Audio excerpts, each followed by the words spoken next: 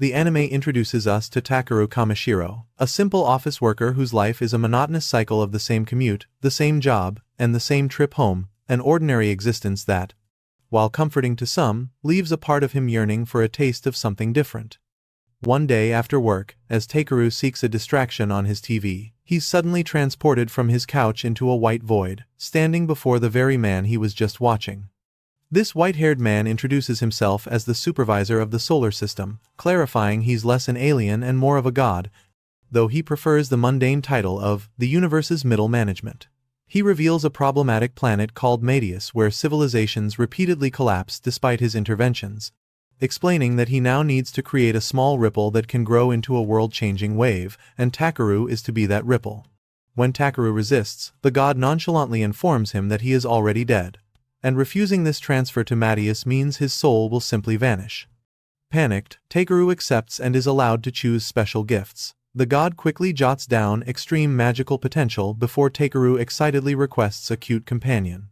The god agrees, adding on enhanced exploration skills for gathering materials, a practical storage bag, fluency in the new world's language, and various resistances as a bonus.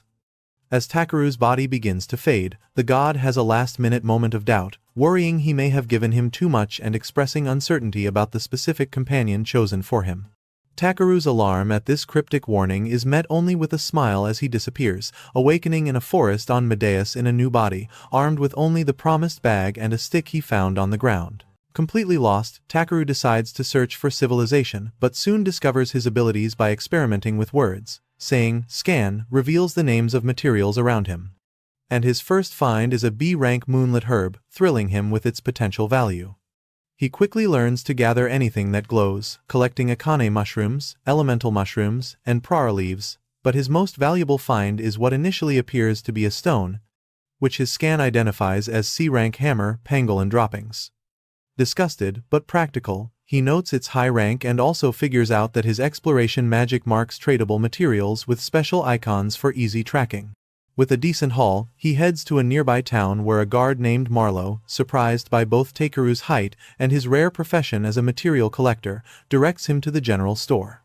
Takeru immediately draws stares from the villagers due to his unusual height, and inside the shop, he presents the C-rank droppings to the shopkeeper, who is surprisingly ecstatic. The shopkeeper immediately recognizes the item, praising its exceptional shape and quality while handling it with his bare hands and offering 5 silver coins. After learning a silver coin is worth 1,000 rei and an inn costs 500 a night, Takeru realizes the droppings alone are worth 10 nights' stay and accepts the deal, only to watch in horror as the overjoyed man rubs the item on his face. Giving a vague story about being a traveling collector, Takeru sells the rest of his materials, prompting the shopkeeper to offer him a job to collect mithril ore from the eastern mountain. Takeru agrees, receiving a map and a staggering total of 360,000 rei for everything, a sum that leaves him floored by his first day's earnings, though the shopkeeper warns him that the mountain is crawling with monsters. Though slightly unsettled by the monster warning, Takeru shelves his worries and checks into an inn, only to face a new crisis: the severe lack of proper bathing facilities. A staff member offers him a bowl of hot water for a sponge bath, explaining that actual baths are a luxury reserved for nobles. This devastating news brings Takeru to his knees until the girl mentions that mages can use magic to clean people, an idea that sparks immediate hope. Dismissing the girl with a generous tip, he experiments and successfully casts a clean spell, magically washing his entire body in seconds. While incredibly convenient, the bath enthusiast in him finds it deeply unsatisfying. The next day, while gathering materials, his tracking ability leads him to a deceased adventurer's body instead of a resource. He discovers a family amulet containing a heartfelt letter from the man's sister and, unable to just leave him, Takeru gives him a proper burial. That evening, he sets up a magical protective barrier and cooks a hearty meat and wild herb soup, thoroughly enjoying his creation. Continuing his journey, he arrives at the Forest of White Trees, also known as the Forest of Ancient Dragons, a notoriously dangerous, monster-infested area. Curiously, his scan detects no mithril ore, nor does he encounter any living creatures, not even monsters, which bizarrely leads him to panic that his own body odor might be repelling everything. Deciding a clear path is a good thing regardless, he makes a run for it, only to abruptly fall off a cliff, frantically trying to shout a magic word for flight before he hits the ground. Thinking fast, Takeru shouts, "Fly," and manages to land safely at the bottom of the cliff, where his scanning ability immediately detects numerous ore readings. As he begins gathering, a tremor shakes the ground, signaling he should hurry. He uses a flame spell to blast through rock and finally uncovers mithril, an A-rank material, but the small piece feels insufficient. Another tremor urges him onward, and he follows a glowing blue light deeper into the cave, discovering a massive underground lake. A scan reveals it to be SS-rank magical water from an ancient dragon's lair, his most valuable discovery yet. Distracted by this, he barely registers a deep growl and a booming voice asking who dares to awaken it. Too focused on the thought of collecting some of this incredible water.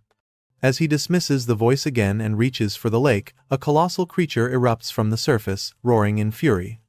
The creature, a dragon, demands to be heard, surprised that Takeru can withstand its immense pressure.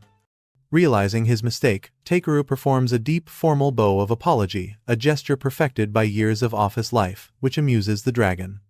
After introducing himself, Takeru learns from the dragon, who calls himself Voldius, that it was Takeru's overwhelming magical power that awoke him from his slumber, a power Voldius claims rivals his own. It's only then that Takeru realizes he's face to face with the legendary ancient dragon. Voldius quickly gets to the point. He needs Takeru's pure magical energy to help hatch his son's egg, which has been stalled by stagnant, corrupted mana in the cave. As payment, Voldius instantly creates a massive chunk of magical mithril ore. Intrigued by the mercenary offer, Takeru agrees, and the dragon presents him with the unhatched egg. Impressed by the massive egg, Takeru is unsure how to proceed until Voldius instructs him to simply pour his magic into it. Assuming it needs warmth, Takeru uses his heat magic, but is suddenly and violently absorbed into the egg itself. He finds himself in a void before a different god, this one with black hair who scolds him for being reckless and creating massive ripples in a world he's been carefully managing for eons. Annoyed, the god declares he's reducing Takeru's ridiculous blessing before sending him back, cryptically stating a little trouble will do him good. Takeru awakens to the squeaking of the newly hatched dragon, who immediately pounces on him, smelling strongly of fish. Voldius instructs him to give the hatchling an alias, so Takeru names him Vi, short for the color violet. With Voldius's blessing, Vi joins Takeru's party, and the ancient dragon entrusts his powerful son to him before sinking back into the magical lake. After a quick cleaning spell to get rid of Vi's fishy smell, the pair find a spot to camp for the night. Takeru gives Vi some of the SS-rank magical water, learning that Voldius magically linked his item box to the underground lake, granting him an unlimited supply essential for raising a dragon hatchling. That night, Takeru effortlessly creates magic stones, which he read are quite valuable to form a protective barrier and start a cooking fire, then prepares a hearty soup with seasoned meat and vegetables for their dinner. As soon as the food is ready, Takeru notices Vi drooling and offers him a bowl, which the eager dragonet promptly scalds his tongue on, forcing a bemused Takeru to blow on it for him. Happy they can share meals, Takeru asks if Vi is lonely without his father, and the small dragon responds by cuddling close, making it clear he's content. Takeru is charmed, but a look at Vi's stats reveals the cute creature is a B-rank monster with an astounding affinity for nearly every element, the blessing of the ancient dragon, and the potential for infinite evolution. Reeling from the power of his new companion, Takeru resolves to be a responsible guardian, if only to avoid Voldius's wrath. He sighs, reflecting that while he wished for a cute partner, he was definitely expecting a girl, not a reptile, and is sure the gods set this up on purpose. The next morning, they climb back to the forest of ancient dragons, which now seems less intimidating. As Vi happily explores, Takeru gathers C-rank materials until a terrified Vi comes flying back to him. A quick monster scan reveals 7 aggressive creatures nearby, leading Takeru to realize his monster-repelling scent must have worn off. He sees an opportunity for valuable monster parts, just as a C-rank rock hawk, a fierce, carnivorous bird known for its speed and sharp beak, swoops in. Unimpressed after facing Voldius, Takeru's appraisal ability focuses less on the threat and more on the fact its meat is sweet, rich, and its spine can be processed into seasoning.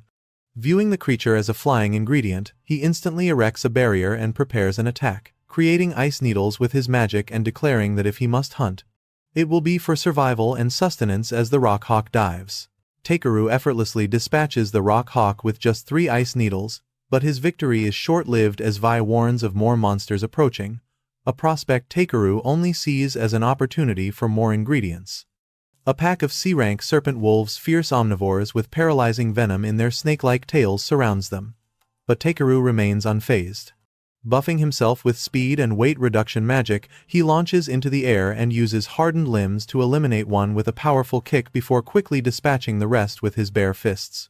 As he harvests the materials, his scanner reveals an overwhelming number of monsters closing in, forcing him to abandon a protracted fight. Vi desperately tries to airlift him to safety, and when Takeru lightens his own weight with magic, the tiny dragon soars too high and accidentally drops him. After a panicked dive from Vi, Takeru awakens unharmed back at their previous campsite to the familiar fishy smell of the dragonette licking his face. Grateful but shaken, he asks Vi to be a bit gentler next time, a request the happy dragon seems to accept. Continuing their journey towards Tormi village, Vi becomes curious about the stick Takeru carries, which he reveals is actually a dormant, SS rank branch from the legendary world tree, Yggdrasil. Hearing this, Vi breathes his mana-infused smoke onto it, awakening its power and transforming the simple branch into a magnificent staff. Takeru is conflicted, worried that wielding a staff makes him look less like a material collector and more like a flashy mage. His contemplation is cut short by a deep growl from the woods, and while Takeru prepares for another fight, the ever-curious Vi flies recklessly toward the source of the sound. Panicked, Takeru chases after Vi and finds him circling a tree, where a weak elven girl is slumped against its base. He assumes she was attacked by a monster, but the deep growl he heard before echoes again, and he's stunned to realize it's coming from her stomach. She weakly explains she hasn't eaten in 3 days, so Takeru quickly offers her his water and a packed lunch from the innkeeper. The girl devours the food, dramatically proclaiming its heavenly taste, though Takeru dryly notes that anything tastes amazing when you're starving. He questions why she'd travel so unprepared, but gets distracted when he notices her smell, bluntly remarking that she smells like manure instead of the springtime breeze he'd imagined for elves. Offended, but knowing he's right, she blames her days of camping before abruptly thanking him for his help, chiding him for his rudeness, and rushing off. Confused but undeterred, Takeru and Vi continue gathering materials on their way out of the forest. Just as they reach the edge, Vi spots a carriage in the distance, impressing Takeru with his sharp senses. Upon closer inspection, Takeru's appraisal ability identifies the horse pulling the carriage as an E-rank unicorn, a common draft animal in this world. The driver, assuming from the new staff that Takeru is a mage, offers a ride and is surprised to learn he's a rare, specialized material collector. Playing along, Takeru nervously laughs off the specialist comment as the man offers him a ride back to Tormi. After a moment of hesitation due to his size, he's warmly invited aboard by the man's wife and their 2 children, who find his height amusing. Takeru notes that children seem to like him in this new world, which helps put their parents at ease. The driver assures him there's no trouble, explaining that the people of Tormi believe in helping each other. When Takeru playfully asks the kids what they'd do if he were a bandit, they laugh and point to a small bell, a magic item that would have rung if he had any ill intent. After formal introductions, the driver is Porum, his wife is Elisa, and their children are Yunan and Kane. A small noise from Takeru's coat reminds him of Vi. At the children's excited insistence, Takeru cautiously lets the dragonette out, warning him to behave. While the kids are delighted by Vi's cuteness, the adults are stunned. Takeru explains he's a black dragon hatchling, carefully omitting his ancient dragon parentage, and clarifies he isn't a dragon rider but simply found and hatched the egg himself, a feat that leaves Porum and Elisa speechless. Elisa explains that even dragon riders are a rare sight, making a true dragon an almost unheard of marvel. As night falls, the family stops the carriage to make camp. Takeru uses his magic to create a fire and sets up another protective barrier with magic stones, reassuring the family that Vi will also alert them to any danger, which puts everyone at ease. As Elisa prepares to cook, Takeru insists on making dinner as a thank you, impressing the family by pulling various ingredients from his item box. He whips up his specialty meat soup, this time with steak, alongside a mushroom and vegetable salad. The family is stunned first by the appearance and then by the incredible taste of the meal. Porum is so overcome with emotion that he begins to weep, explaining that after days of eating nothing but dried meat, tasting such a feast with his happy children is overwhelming. Takeru laughs at the dramatic reaction, but Porum abruptly stops crying to accuse him of being a flavor sorcerer. The accusation is so ridiculous that everyone bursts into laughter. To end the perfect evening, Porum plays a guitar while Elisa sings, and Vi dances joyfully with the children, who pull Takeru into their celebration. For the first time since arriving in this new world, Takeru realizes the simple joy of sharing a meal and laughter with others, a stark contrast to his silent, lonely dinners back on Earth. And he laughs truly and freely from the heart. The next morning, as the children were still sleeping, Porin readied the carriage for their departure, and Elisa, curious about the early activity, approached Takero to see what he was up to. He explained he was simply maintaining his shears, prompting Elisa to praise him, noting that people who take good care of their tools always do excellent work. Takero found himself thinking that this kind of work felt surprisingly good, and even though he'd stumbled into it by chance, he believed gathering materials truly suited him. Finally, after breakfast, Porin's family set out, but this time, Takero chose to sit in the driver's seat with him. He took the unicorn's reins and urged it to pick up the pace, and to Porin's surprise, the creature obeyed instantly. Porin was a bit taken aback that Takero had already won over the unicorn, but Takero simply explained that the animal was just very intelligent. A while later, they arrived at the town of Tormi, where Porin's family bid a heartfelt farewell to Takero, thanking him for everything. Takero thanked them in return, since their kindness had saved him from walking the entire way back. After watching them leave, Marlowe commented that Porin's return was a sure sign that spring had finally arrived. Curious, Takero asked what Porin did, and Marlowe explained that he travels to warmer regions during the winter, making a living by weaving, so his return always heralded the coming of spring. Marlowe mentioned how difficult their nomadic life was, which made Takero understand why Porin had cried over his food, and he realized how fortunate he was to have his gathering skills. His thoughts were interrupted by Marlowe, who reminded him to report to Jerome about his work. Takero headed over immediately, and while Bai played with the town's children, Jerome began inspecting the items he'd brought back, including the piece of mithril he had requested. Takero handed it over, anxiously awaiting the verdict. The silence stretched on as Jerome meticulously inspected the small fragment, his grunts the only sound in the room. Finally, Jerome spoke, declaring that what Takero had brought was insane. His instincts told him it was true magic mithril ore. Although Takero already knew, Jerome was visibly shaken, demanding to know where he had found such a legendary material. Takero, shocked by its immense value, couldn't hide his surprise. Jerome explained that it was like a concentrated mass of mana, so powerful that a few fragments could replace all the magic stones used throughout the entire kingdom. Stunned by this revelation, Takero nervously began to lie, claiming he just happened to find it lying around. Jerome clarified that even if he simply stumbled upon it, the fact that he picked it up showed he possessed both luck and skill. However, he cautioned that skill alone wasn't enough, as Takero lacked even the most basic common sense about this world, which is why he strongly advised him to go to Belkane. Belkane, he explained, was a city 1,000 times larger than their town, a place where Takero could find all sorts of information and even an adventurer's guild to learn how the world works, and they would buy any materials he gathered. Jerome admitted it would pain him to see such talent leave, but if Takero could make a name for himself and spread the word about Tormi, his own shop would eventually prosper. Takero just smiled nervously, knowing deep down he had no plans to become famous, but the idea of the grand city intrigued him. That night at the inn, he decided to research the terms Jerome had mentioned, learning that a guild was simply an association managing adventurer requests across the land. The book detailed how adventurers were categorized into combat, support, and various other roles. Closing the book, Takero reflected on his situation. Being in another world, he desperately wanted to travel and see things he never could before. Becoming an adventurer seemed like the perfect way to earn money while exploring, so he set his sights on joining the guild in Belkane. However, there were still things he wanted to do in Tormi, so he decided to take his time. Bai seemed to agree with his plan, and over the next few days, Takero spent quality time with the townspeople, learning new things and joining in their celebrations. Finally, the time came for him to leave. A woman handed him various supplies for his journey, including a bag of broth powder made from rock hawk bones, and asked if he needed any other seasonings. Takero assured her he had plenty, thanks to her generosity. Suddenly, her expression turned sad as she confessed she would feel lonely without him. Takero admitted he would miss her too. She mentioned the villagers wished he would stay longer, but he explained there was too much out there he wanted to see to stay, even if he wanted to. Understanding, she promised not to hold him back and decided to pack him a lunch, knowing it would take him about a month to reach Belkane. Takero smiled, thanking her for the gesture, but she kept piling bags into his arms until he was grateful for his item box. Back at the inn, he pondered what to do with the magic mithril ore since Jerome couldn't buy it. Perhaps he could find a use for it himself. Bai also tried to think of something but quickly gave up and went to sleep. And Takero couldn't blame him, as he was drawing a blank too.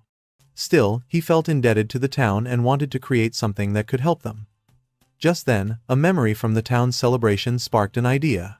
Using a lamp and the piece of magic mithril ore, he concentrated, picturing the finished object in his mind, and in mere seconds, he successfully crafted a special kind of lamp. The next day, the entire town gathered to see him off, and Porin couldn't help but cry. Before leaving, Takero told Marlowe that he had created a magic tool that projects a barrier around the town. This way, anything with malice or harmful intent would be unable to enter. Marlowe was stunned to hear how powerful it was and asked if Takero was truly certain they could accept such a gift. Takero explained it was his way of thanking them and a wish for their safety until he returned. Marlowe sincerely thanked him, assuring him he would always be welcome back. Takero replied that he would definitely return, as the town of Tormi was now his home. Everyone was touched by his words, but Jerome suddenly grabbed the lamp to inspect it closely. Just as he noticed the valuable piece of mithril embedded within, Takero made a run for it, calling out for them to take care. The townspeople waved goodbye as Jerome, left with no choice but to accept the gift, simply urged him to be careful out there. And so, Takero and Bai set off on their journey, wondering what kind of place Belkane would be. After walking for a while, he remarked on how peaceful the surroundings were, but at that very moment, they stumbled upon a giant crab blocking their path. Without hesitation, Takero used his appraisal skill and identified it as a C-rank Monblack crab, an omnivorous, edible burrowing type. That last detail was all that mattered to Takero, who excitedly told Bai that crab meat was incredibly delicious and that they were having a feast tonight. With that, he instantly used reduction and harden on his body, preparing for a fight. Before he could make a move, however, Bai darted forward and unleashed a sonic attack, defeating the crab without even touching it. Takero was surprised Bai had such an ability, but his relief was short-lived as several more Monblack crabs surrounded them in seconds. Unintimidated, Takero reasoned they were just crabs, meaning they could only move sideways, a weakness he could exploit. Just as he finished his thought, the crabs suddenly began charging forward, catching him completely off guard. Before they could crush him, Bai swiftly lifted him to safety, causing the crabs to crash into each other. Takero thanked Bai for the save but noticed one Monblack crab was still standing and decided to face it himself, declaring he would enjoy eating it. The crab lunged at him, but Takero unleashed his ultimate technique, striking it down with his staff. With all the Monblack crabs defeated, he wasted no time preparing their meal that night. First, he used harden on his hand to protect it and skillfully cut off all the legs. Once finished, he placed a large pot over the fire, tossed in the legs with plenty of water and salt, and let them boil. After a while, the crab was ready. Takero pulled out a leg, cracked the shell, and began to eat. Both he and Bai were mesmerized by the taste, making Takero more excited than ever to continue his journey, eager to explore new places and try more incredible food. Together, they savored the meal, and after a long journey, they finally arrived at the merchant city of Belkane. At first glance, Takero was completely and utterly awestruck, praising the fortress wall's beautiful architecture. He uses his appraisal skill, which confirms he's in the merchant city of Belkane in the kingdom of Alcerio, home to the largest adventurers' guild on the continent. Takero notices a long line for inspection before entering the city and decides to magically disguise his item bag to look ordinary. When his turn comes, he asks Bai to stay quiet and hidden for a moment, and the little dragon tucks himself inside Takero's coat. As the guards inspect his bag, one comments that it's rare to see a material gatherer and asks if he's there to sell his finds. Takero clarifies he's come because he's interested in the Adventurers Guild. The inspector isn't surprised, explaining that Belkane is the city of commerce and adventure. After all, he tells Takero that people like him are welcome but that he still needs to do his job and will cast a spell called Aberrus. Seeing Takero's confusion, the inspector explains it's a magic that checks newcomers for suspicious traits. The man approaches Takero with a magical object resembling a magnifying glass, but finds nothing out of the ordinary. The woman inspecting his gear also confirms his belongings are fine, much to Takero's relief. Still, he wonders what his status looks like to others, so he uses his scan skill to peek at what the inspector sees. His appraisal only reveals the man's name is Raiden, a gate inspector for Belkane's security division. This isn't what Takeru wanted, so he probes deeper until his skill finally shows him how others perceive him. A 19-year-old with no assigned rank, who can use magic and has some skills but possesses no spirit. Takeru notes his status looks rather basic and assumes the gifts from the god don't appear to others. Just as the inspector deems everything in order, he notices something else. Takeru thinks he's free to go, but Raiden asks about the dragon's blessing his magical item detected. Rather than explain, Takeru decides to show him and tells Bai he can come out. The small dragon pops out of his coat, and Takeru explains the blessing is likely because of his tiny companion. Both inspectors are immediately smitten by Bai's cuteness, but Raiden quickly composes himself and asks Takeru to put some kind of tag on the dragon to prove ownership. Unsure what to use, Takeru rummages through his bag and finds the charm the village children gave him. He ties it to Bai's tail, and Raiden says that will suffice. He mentions he'll notify the mayor that a dragon has entered the city and that it won't cause trouble. The woman returns his bag, pointing him toward the Adventurers Guild at the end of the main street, the largest building in sight. Takeru thanks them for the information, and Raiden finally welcomes him to Belkane. As Takeru and Bai step into the city, they are immediately struck by its vibrant energy. Takeru remarks that it feels like he's truly arrived in another world, even though he's been in Matius for a while. Following the woman's directions, he walks down the main street until he spots an enormous building, which he correctly assumes is the Adventurers Guild, and decides to head inside with Bai following close behind. The moment they step through the door, a girl with rabbit ears approaches them, welcomes them to the Europa Adventurers Guild. She introduces herself as the receptionist, Ariana, and says that new adventurer registrations are always welcome. Takeru follows her to her desk where she asks him to fill out a form with his name and current occupation. As he fills it out, he doesn't even realize he can read and write the language despite never having done so before. Somehow, his thoughts are just transferring onto the paper, a convenient, if mysterious, ability. Once he's finished, Ariana gets excited, seeing he's a material gatherer and asks if he has any combat experience. Takeru mentions he has a little, having fought a giant bird, a lopo serpent, and a really delicious crab. Surprised, Ariana asks if he has any proof of that last one, just for confirmation. Takeru hesitates, explaining it's rather large and he's not sure if it's okay to bring it out. A bit nervous, the receptionist urges him to do so. Takeru then pulls a whole Mont Blanc crab from his item box, one of the many he and Bai defeated earlier. Ariana immediately panics as the giant crab completely crushes her desk. Only then does Takeru realize his mistake, but before he can apologize, the poor receptionist scrambles away in terror. The cloud of dust obscures the chaos, prompting the other adventurers to ask what's going on. As the dust settles, Takeru awkwardly explains it's just a Mont Blanc crab, though that's obvious to everyone. After the little incident, he nervously asks if the crab will suffice as proof of his experience. Still stunned, Ariana tells him it's more than enough.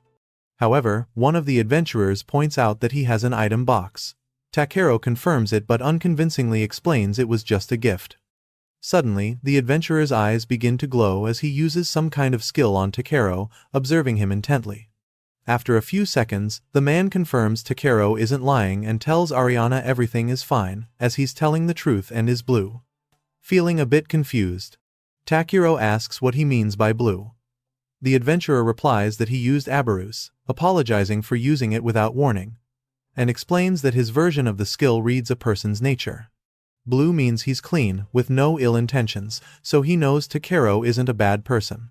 Since he wasn't lying, Takeru figures it's fair. Setting that aside, the man suggests moving on to the appraisal and payment. But Ariana reminds him that Takeru is still in the middle of his registration.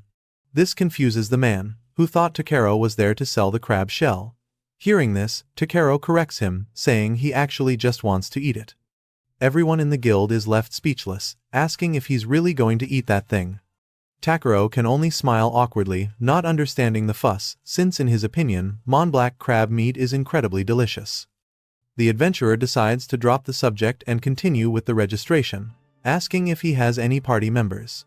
Takeru points to Bai, which surprises everyone once again.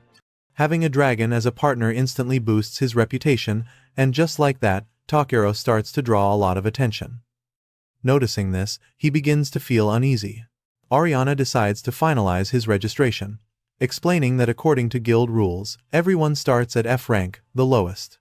She tells him she'll be supporting him, and Takeru thanks her as he accepts the bracelet she hands him, noting that now he and Bai both have a new accessory for their journey.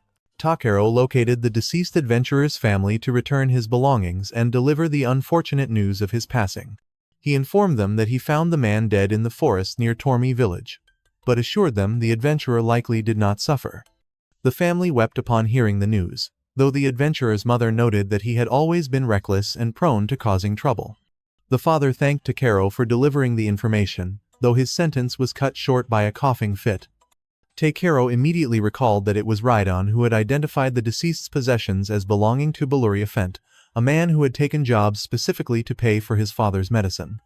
Takeru had only intended to hand over Balluri's possessions, but upon seeing the father's severely weakened state, he resolved to do more to help the family.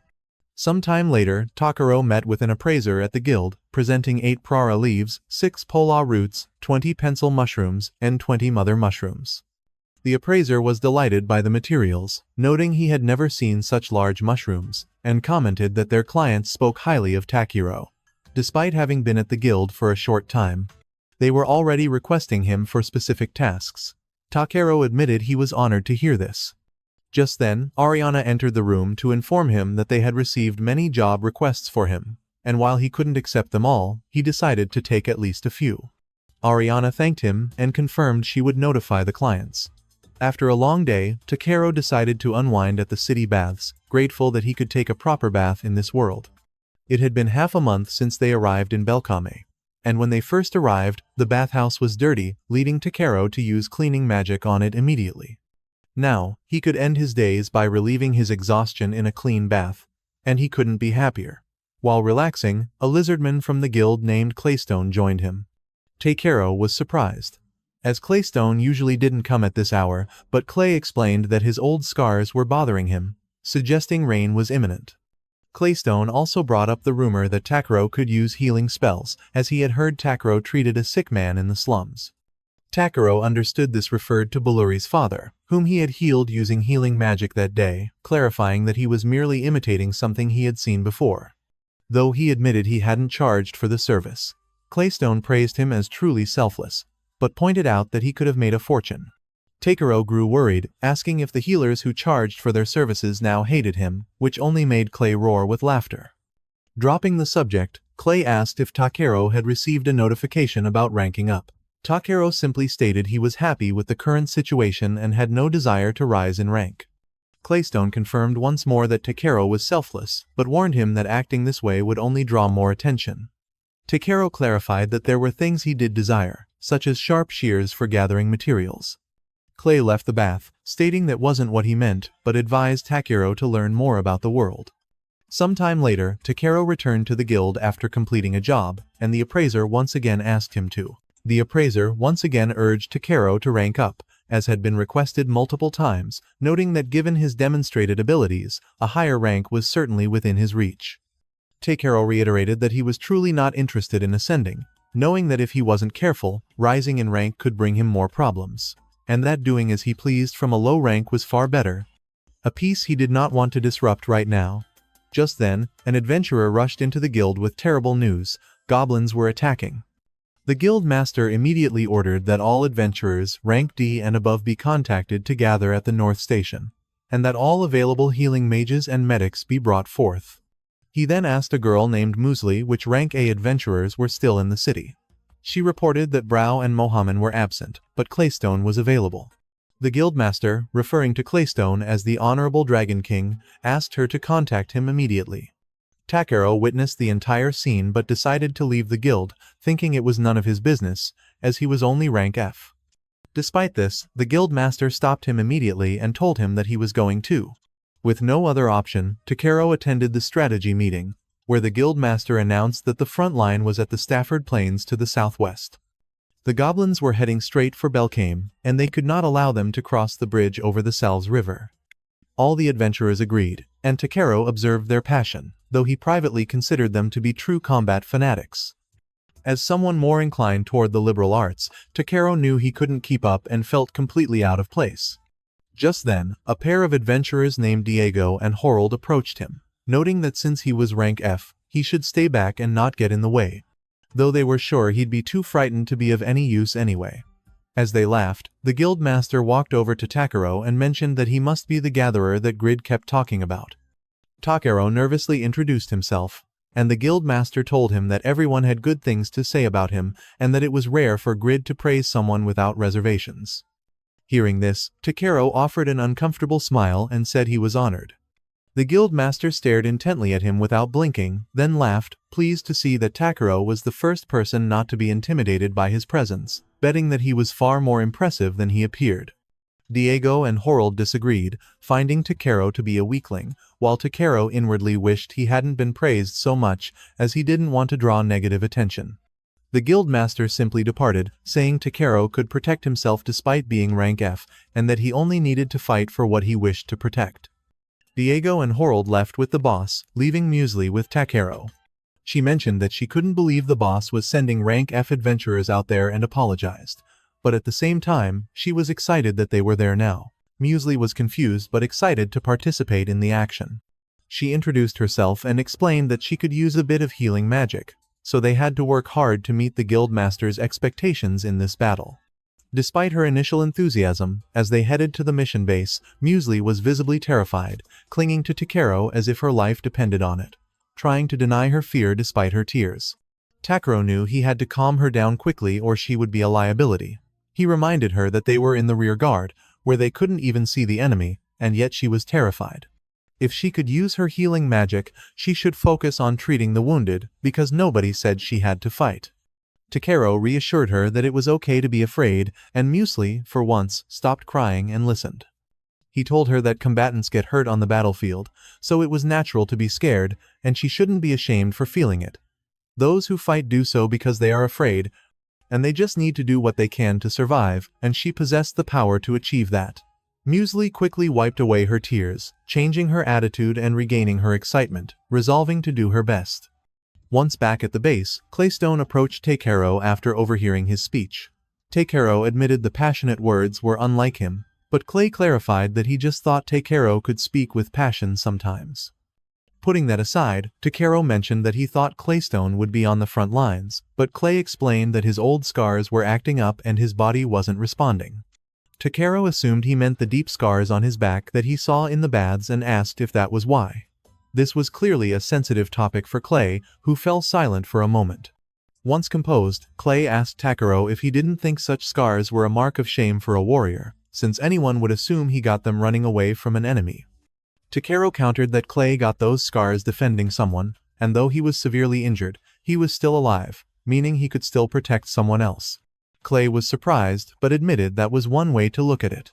Just then, they received the signal from the guild master, who reported that the formation had been breached and enemy forces would arrive soon. Claystone grabbed a weapon without hesitation, saying he was going to the front because even if his body broke, he would protect them, and he left before Takaro could object.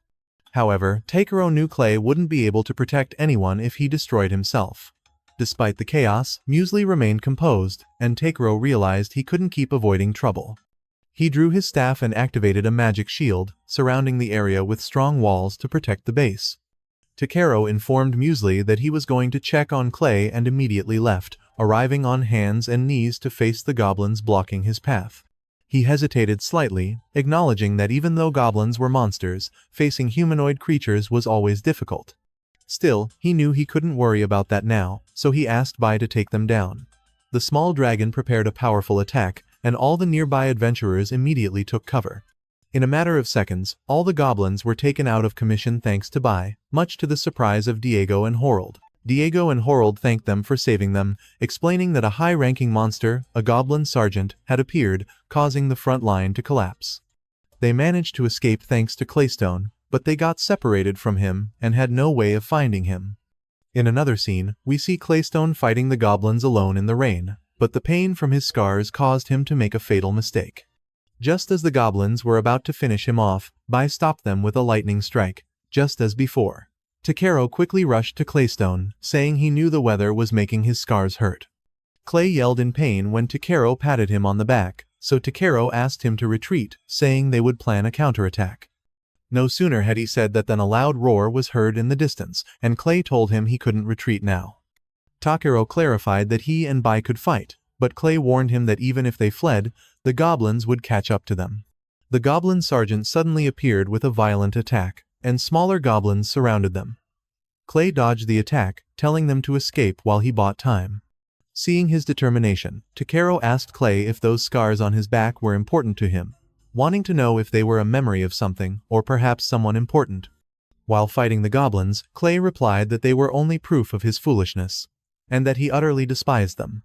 Takero confirmed that then Clay wouldn't mind if he erased them, so right after Bai created a barrier, Takero pulled some Voldius water from his bag and splashed it onto Clay's back. He then cast a spell called Ridiphalius, and healed his entire body. Claystone fell to his knees as his scars rapidly disappeared and his body transformed completely. Takero was stunned by how much he had changed, and Clay told him he felt strength surging from within, feeling young again.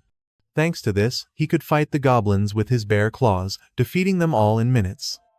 Once the area was cleared, the guild master approached Takero and asked if he was the one who unleashed Claystone's power. Takero explained that he merely used some healing magic, but the guild master told him he knew that wasn't all he could do. He also heard Takero cast some enormous spells, though that was actually Bai. The guild master asked who he really was, but Takero replied that he was just an ordinary rank F adventurer whose only skill was gathering materials. Despite how unconvincing that sounded, the guild master decided not to press further and told him the guild would reward him for his actions. That night, Claystone came to visit him, demanding an explanation of what he had done.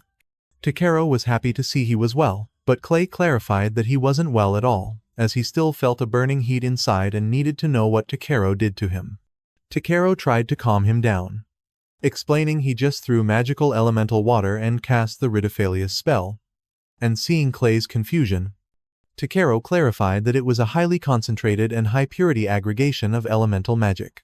The ancient dragon god had the highly concentrated and high-purity elemental magic water in his underground lake, which was connected to his bag. Clay was clearly lost. So Takero explained that Voldius was Bai's mother or father. The revelation that Bai was an ancient dragon surprised Clay, but he still asked why Takero had thrown that sacred water at him. Takero explained that because water elements were composed of magical power, he thought it would be absorbed through the skin and accelerate his recovery. It was truly an emergency, so he just wanted to do everything he could at that moment. Clay understood that Takero could use advanced healing spells, but once again, Takero insisted he was only copying something he had seen before. Apparently, healing magic was far more effective when one visualized the body's composition, and what he did only worked because he knew that important nerves were concentrated in the back. Hearing this, Clay maintained a serious expression and asked Takero who he really was. The question took Takero by surprise, and the heavy silence in the room made him feel conflicted. He began to wonder what he should do, because the young god hadn't forbidden him from revealing his identity, but doing so could cause a great uproar. And if that happened, he wouldn't be able to return to the life he had led until now, a life he didn't want to lose. However, Takero knew he was also responsible for what happened to Clay and couldn't simply lie to him. Noticing his internal conflict, Clay stood up with a sigh, telling Takero he wouldn't ask any more questions if it caused him such discomfort, and apologized for interrupting him. But before Clay could leave, Takero quickly stopped him, saying he would tell him because he trusted him. Clay paused, assimilating that there would be gossip, and finally, Takero confessed that he came from another world. A long silence followed that confession, but the tension quickly dissipated when Clay looked at him as if he were insane. Takero smiled nervously, saying it was normal for Clay to make that face after hearing something like that. He tried to explain the concept of reincarnation, and Clay assumed he meant when a soul receives a new body and is reborn. Takero replied that Clay was spot on, and told him he had died once and was reborn in this body. It took Clay a few minutes to process that information. Takero saw that Claystone was struggling to process the information, so Takero had him sit down and explained everything that had happened in detail. Clay decided to be honest, telling him the story sounded absurd and difficult to believe, but it was true that Takero had healed his old scars and transformed him into a dragon newt. A dragon newt is the ancestral species of the lizard dragons, and Clay admitted he felt proud to have taken on this noble blood form, though he was still a little scared, confessing he feared losing control and destroying everything. Takero tried to reassure him, saying he was sure Clay would eventually get used to it. Despite Takero's attempt to calm him, Clay grew furious again and told Takero to be more responsible. Takero countered that he couldn't go back to the way he was, and that Clay simply had to be careful not to get too excited. Clay clarified that it wasn't that simple and told Takero he had wanted to tell him for a long time that he does everything too casually, so he was going to seize the opportunity to give him a good reprimand. Takero was not at all thrilled to hear that but knew he couldn't escape, so he just had to endure it. Some time later, Takero and Bai decided to visit the city's artisan district, and after walking for a while, Takero stopped in front of a weapons shop, telling Bai that he wanted to buy something there.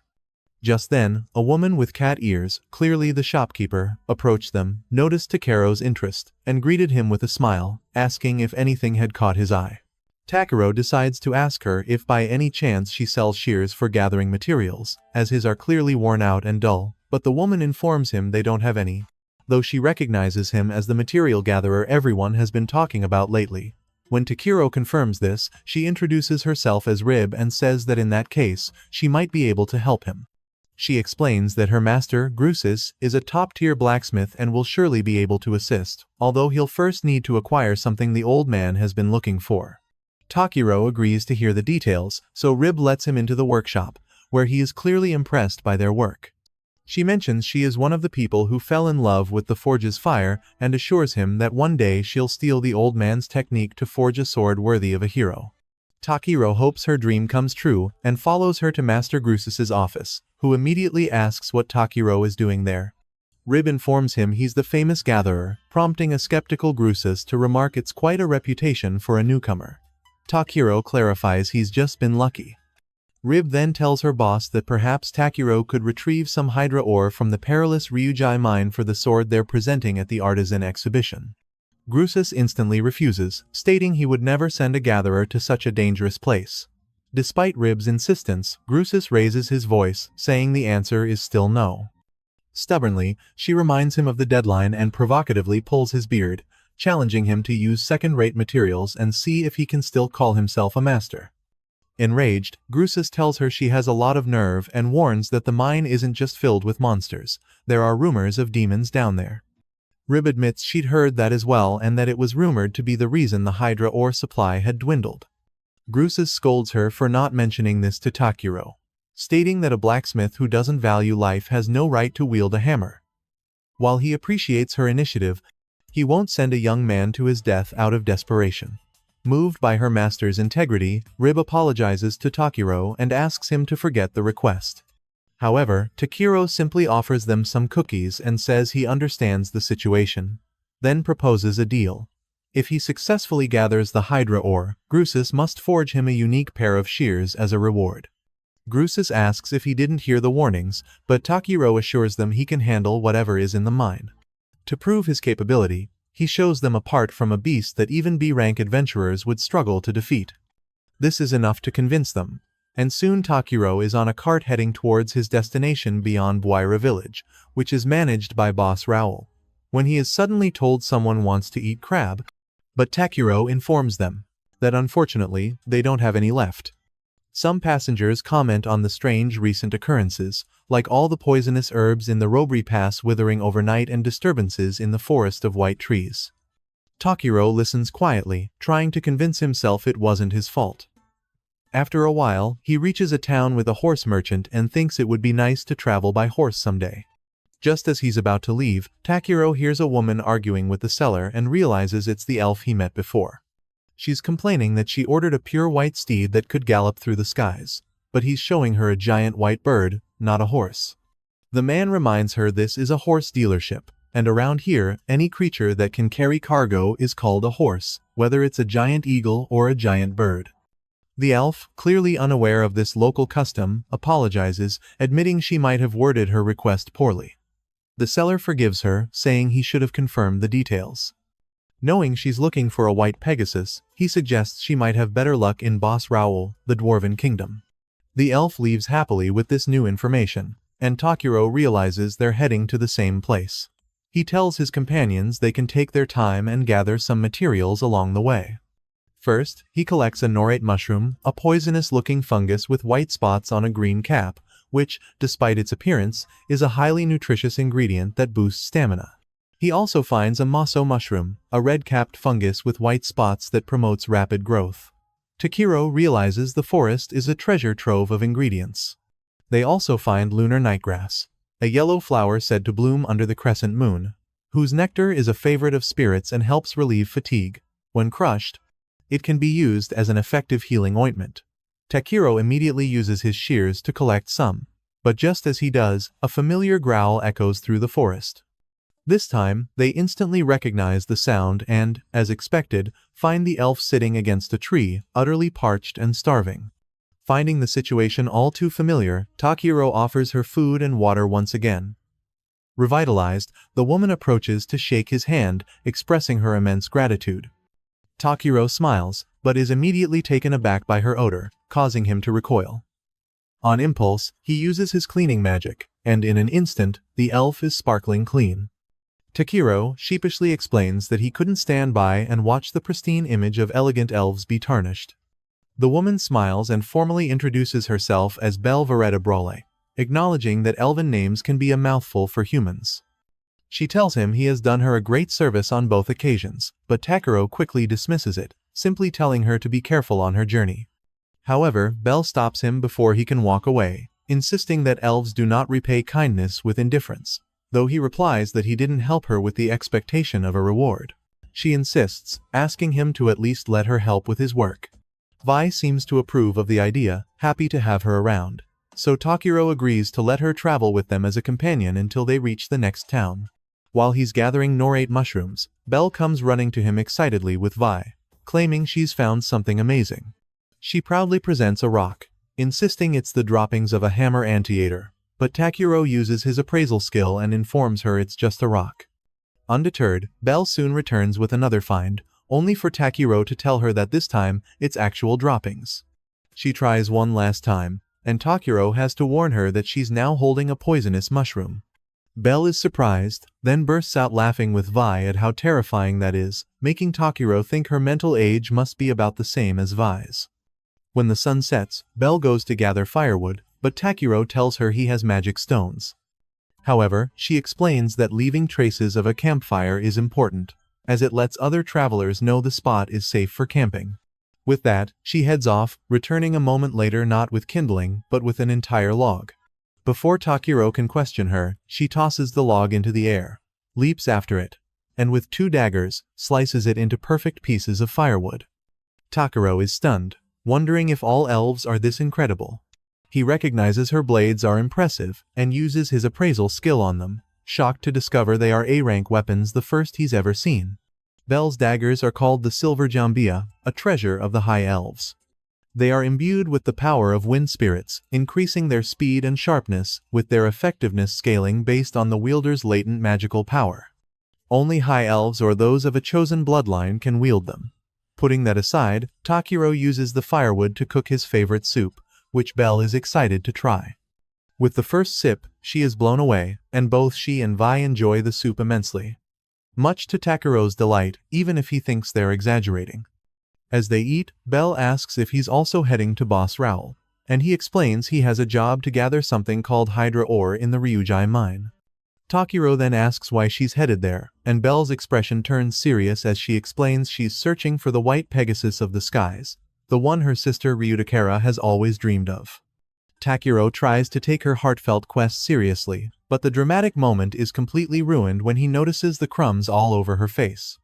Belle hastily wipes her mouth on her sleeve and changes the subject, noting that she has once again feasted on his food, increasing her debt to him. Takiro then suggests hiring her as his bodyguard, as he could use someone to teach him survival skills like the campfire trick. Belle is surprised he's asking for so little, though Takiro feels it's a significant request. After their meal, Belle declares that whatever fate brought them together is a good omen and accepts his offer, vowing to accompany him as his bodyguard. Takiro is briefly impressed by how reliable she sounds, but any image of reliability is shattered that night as her loud snoring keeps him awake. The next morning, the dark circles under his eyes are plain to see, but he carries on as Belle informs him that just across the river lies the Dwarven Kingdom and the Ryujin mountain range. Without thinking, he comments that it looks a lot like the Jotaka mountain range from his homeland, Bell has no idea what he's talking about, but he drops the subject and decides to find some food. They go to a restaurant and order 3 portions of Nana's specialty, meat-wrapped yuppie. He takes a bite and is immediately delighted by the flavor, while Belle remarks it's just as her friend described. He assumes she means another elf, but she clarifies that her friend is a lizardman with the title of Honorary Dragon King, a holy dragon knight of the Stolpus Empire. Her friend mentioned heading to Belkin, so he might have already crossed paths with him. Just then, Clayton appears out of nowhere and tells her it was much more than a simple crossing of paths. Belle greets her friend cheerfully, saying it's been ages, but Clay scolds Takiro for leaving without telling him. A nervous Takiro explains that he did report his trip to the guild, so he should have known. Clay accuses him of being too vague as always and asks where exactly he's headed. Takiro tells him he's going to the Ryujai mine to gather Hydra ore, shocking Clay, who says that mining contracts like that are far above his rank. Takiro explains that the blacksmiths seem to be in a tough spot and he couldn't just ignore them. Clay warns him that the Ryujin mine is extremely dangerous and the reward better be worth it. Takiro assures him it is, as Grusus promised to forge him the ultimate pair of shears. He muses that if he earns the favor of a top-tier blacksmith, he might even get a good cooking pot or an omelet pan later on. Clay is initially taken aback but then sighs, saying he can't tell if Takiro is just kind-hearted or hopelessly naive. Takiro insists that for a gatherer, a good pair of shears is more valuable than any sword, making it a great reward in his eyes. Feeling he has no other choice, Clay decides to accompany him, since he was already planning to visit Boss Raoul to get his spear repaired. Takiro hesitates, but Belle is thrilled to learn that Clayton will also be his bodyguard. She explains that she's already traveling with Takiro in that capacity, and Clay admits the title has a nice ring to it, so he agrees to be Takiro's second bodyguard. Now, with a scolding old samurai and a clueless elf by his side, Takiro can't help but feel a strange sense of unease. The next day, they finally arrive at Boss Raoul but find a massive crowd waiting to get in. Takiro notes that the entrances to all the cities they've visited have been just as packed, which is becoming a serious problem. Seeing this, Clay speaks to one of the guards, and they are immediately allowed to pass without waiting. Takiro asks if that's okay, as it feels like VIP treatment, but Clay clarifies he simply greeted a guard he knew. The guard leads them inside, explaining that Boss Raoul began as a mining settlement built within the great caverns left after iron extraction, and welcomes them to the Dwarven Kingdom. Takiro is stunned to see the entire city, including a pool, built underground. The guard then informs Clayton that the king has requested his presence, leaving Takiro even more surprised to learn his friend knows the monarch. Clay says you could call it a long and complicated relationship, but the guard insists there's nothing complicated about it. After all, Clay is the hero who saved them from the Thunder King Sengun himself. Clayton downplays it, explaining that back then, the dwarves were skilled blacksmiths but couldn't wield weapons, forcing them to pay tribute to a ruthless demon lord. One day, the demon happened to see him passing by, took one look, and fled in terror, and that was that. Takiro is still impressed, and the guard adds that to commemorate the day, they built a statue in his honor. The others are awestruck by the grand statue, but Clayton is utterly embarrassed. Takiro tries to console him by saying it doesn't even look like him, but Clay retorts that's precisely the problem. His name is on it, meaning people will think that's what he actually looks like. The moment he sees King Zargadin, the one who commissioned it, he complains about how ugly the statue is. Takiro then decides to speak with the king and presents a letter from Grusus Pendersus, the representative of the Blacksmiths Guild in Belkane's merchant district. The letter requests permission for Takiro to enter the Ryujai mine to gather materials. Zargadin seems to know Grusus well and explains that several months ago, following a great earthquake, the mine became a den of demons. Takiro affirms he still wishes to go. And Clayton informs the king that Takiro is under his protection, adding that Belle is also a formidable warrior, so there's no need to worry. Hearing this, the king entrusts them with a mission: to uncover the truth behind the demonic activities in the Ryujai mine. Clayton accepts without hesitation, though Takiro is clueless about what truth they're supposed to uncover, reminding them he only needs to gather some Hydra ore. But Clay accepts the mission, ignoring him completely. Later, they meet Sambo, the head receptionist of the city's Adventurers Guild, who informs them he will be their guide through the tunnels. He opens a gate, and they proceed inside. Takiro casts a simple light spell and checks the map Sambo gave them. Using his skill to identify different ores, he notes that the mineral reaction around them feels weak. Sambo is surprised he can tell just by looking. As they venture deeper, Vi suddenly warns them of danger, and Clayton orders everyone to get their backs against the wall. Something approaches. Clay and Bell prepare for combat, and Takiro supports them with his magic, allowing Bell to finish off the monsters with her daggers. They continue into the depths where the magical concentration is stronger. Takiro reaches a dead end but senses something deeper behind the wall. He puts up a barrier, hardens the surface, and unleashes fire blasts, breaking through the wall. Sambo is stunned to see veins of Ildrite everywhere, a super rare ore. Takiro scans it and confirms it's an A-rank material, which Clayton notes is practically a magic stone. Vi alerts them to another danger just as Sambo yells that a demon is approaching. Takiro's expression immediately turns serious, and he asks Bell and Clay to let him handle this one, saying he really needs it. At that moment, a giant crab appears before them, but all Takiro and V can see is their dinner. Both Clayton and Bell are utterly baffled to see Takeru drooling over such a dangerous monster, and Clayton frantically tries to warn him that it's no time to celebrate, just as the giant crab nearly crushes him. Takiro swiftly dodges the attack, and Clayton explains they're up against a Trango crab, a fierce A-rank monster. Despite the warnings, Takeru only sees a potential main course, so he pulls out his staff and asks Bell to provide cover without using fire or lightning. Takeru then activates reduction and harden on his hands and feet, while Bell supports him with a sonic attack. As soon as he strikes the crab, Takeru realizes it's tougher than it looks, but that won't stop him. After dodging another attack, Bell uses her ice magic to freeze one of the crab's legs, allowing Takiro to use scan to find its weak spot. Once located, he casts a spell to create ice needles and combines them with Bell's magic to freeze the Trango crab completely solid. Everyone is stunned by the feat, having defeated the monster in a mere instant. However, Clayton is clearly upset and confronts Takeru, asking why they fought alone. Realizing his mistake, Takeru nervously explains he got carried away, adding that using blood-soaked weapons might have ruined the edible meat. Clayton can't believe he plans to eat it but reminds Takiro that he's his bodyguard and needs to trust his allies. He clarifies that they would never ignore his judgment, so Takeru and Bell apologize, and Clayton readily forgives them. After hauling the crab out, they extract the nearby ore, but Takeru detects stronger readings deeper in, prompting them to continue digging for a larger deposit. Sambo is overcome with emotion, thanking Takiro for defeating the demon and discovering the mine for them. This makes Takiro reflect on recent events, earthquakes, distortions, and awakened monsters, and wonder if the magical essence of Voldius had a greater impact than he imagined. Perhaps this is what the god meant when he said a single drop could change the world. He reflects that by doing things his own way, he might be slowly changing this world, hoping it's for the better. Later, when they meet with the king, Takiro reports that the mine investigation is complete and the main threat has been eliminated, which Sambo enthusiastically confirms. Takiro then reveals the frozen Trango crab, which the king mistakes for a fearsome Surguadan demon. Shocked by the terrifying creature, the king declares their feat worthy of a grand reward, prompting Takiro to cleverly decide that the crab itself will be his prize, and although the king is rather baffled by his request, he grants it. Shortly after, they leave the castle, and Bell is more than satisfied, stating that 3 million rabe each is an excellent haul. Takeru, however, is still fixated on the crab, planning to prepare some sashimi, followed by grilled crab, and maybe a hot pot.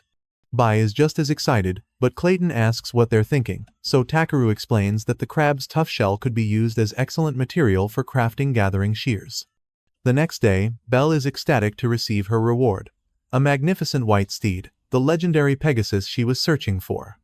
Clayton also gets his prize, his precious spear, fully repaired and ready for action. Belle mounts the horse, explaining she must return home as the Pegasus is for her sister, and mentions she now owes Takeru a debt so great she could spend a lifetime repaying it. Takeru brushes it off, saying that since he got a crab in return, they're even. As her carriage arrives, Belle says her goodbyes, hoping to see him again. Back at the guild, Ariana is surprised to see Takeru and Clayton together and asks if they've formed a party. Takeru tries to downplay it, but Clayton interrupts, stating they've formed a temporary team of indefinite duration, which sends a thrilled Ariana rushing off to report it to Wade. Takeru gives Clayton an accusing look, but Clayton calmly explains that, since Takeru is a wanderer and more than human, having someone to watch his eccentric tendencies isn't a bad idea. Takeru finds it a bit insulting but can't argue, especially seeing how happy Bai is to have Clayton around. Though Clayton can be preachy, Takeru admits traveling together might not be so bad. Following Clayton's suggestion, they name their party the Blue-Black Brigade. With that settled, Takeru goes to meet Riel and Grossus to deliver the Hildrite ore. As the blacksmiths inspect it, they fall silent and begin to tremble, making Takeru nervous that its high purity might make it difficult to work with. But, suddenly, Grossus lets out a cry of euphoria, and both he and Riel burst into tears of joy. Riel says the ore's luster and density are perfect, and he's overjoyed Takeru found it. Instead of arguing, the two dwarves hug and cry even more, while Grossus exclaims he hasn't seen so much high-quality Hildrite in one place in 120 years. Takeru is just glad they're happy, reflecting that while his scan identified it as a perfect A-rank material, you never know if it's exactly what a client is looking for, and in the end, that matters more than market value, is delivering exactly what they need. Takeru realizes he's finally starting to feel pride in being a gatherer, and it makes him genuinely happy. Once Grossus calms down, he tells Takeru that with so much high-quality ore, there's no way they can pay him enough. But Takeru reminds them he only wants a pair of custom shears and they can sort that out later. For now, he wants them to use the stones to forge a sword so magnificent it will win first prize at the exhibition. Hearing this, Riel and Grossus immediately wipe their tears, filled with a new determination to win. A month and a half later, Takeru is enjoying a drink at the guild when Wade approaches with a letter, informing him he's received a summons from someone important. Clayton recognizes the wax seal as the crest of the House of Lusilvach, and Wade clarifies it's from the lord of the territory where Belkine is located. Unenthused, and seeing a lord as trouble waiting to happen, Takeru tries to fake a future stomachache, but Clayton tells him to stop making pathetic excuses. Wade assures him that Lord Belmont isn't the unpleasant type, so Takeru reads the letter, which is an invitation for both him and Clayton to visit the mansion. Since the Lord heard they formed a party, he summoned the entire Blue-Black Brigade. Takeru is still suspicious, and Clayton agrees it's likely just an excuse for the Lord to see Bai, the young dragon. This worries Takeru, who fears the Lord will try to take Bai, but Wade and Clayton reassure him that won't happen. Clayton adds that if the Lord did try anything, they'd simply leave Belkine. An excited Bai chimes in that they should head for the coast for some fresh sashimi, which finally convinces Takeru to go. They soon set off in a luxurious noble carriage, drawing lots of attention. Clayton explains that being summoned by a lord is an adventurer's dream, as noble backing provides immense credibility. As they enter the noble district, Takeru and Bai are stunned to see the mansion is an entire castle. They are greeted by a butler named Raymond and a perfectly synchronized formation of maids. A moment later, a young girl rushes up to them, inspects Bai, and after commenting that she expected more intelligence in his eyes, she demands Takeru hand him over, declaring the dragon now belongs to her. Stunned, Takeru refuses while a scared Bai hides behind him, but the girl doesn't seem to understand, explaining that since dragons are noble creatures, they can only belong to someone equally noble, as she is worthy of owning one. Realizing it's useless to reason with her, Takeru uses scan and discovers the girl is Laris Marcellus Levac, the 4-year-old only daughter of Count Belmont, the lord of these lands, who is currently home from her boarding school for the holidays. Unsure how to handle such an unreasonable child, Takeru kneels down and gently asks why she believes she has the right to the dragon. Surprised by his gentle tone, Laris explains that someone named Bernard told her an adventurer had a dragon, and that she should be firm and dignified to make the rude and ignorant adventurer obey her. Takeru immediately knows this Bernard is to blame, and tells Laris that Bai is part of his family and he can't give him away.